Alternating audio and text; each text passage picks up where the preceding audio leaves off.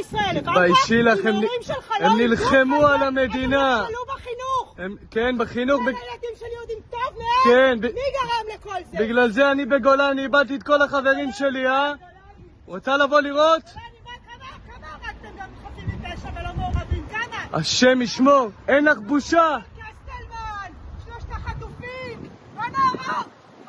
באנו לפה, הקמנו את המדינה כדי להרוג, נכון? יואו, גברת, זה... המדינה צריכה להרוג. זה מה שאתם רוצים לעשות? גברת. תהרגו. גולני הרסו את המדינה? גולני הרסו את המדינה, אין לך בושה? אם לא גולני אין לך מדינה! תתביישי לך! מאשימה את חיילי גולני, היא מאשימה את חיילי גולני בזה שאנחנו הקרבנו את החיים שלנו למען החטופים.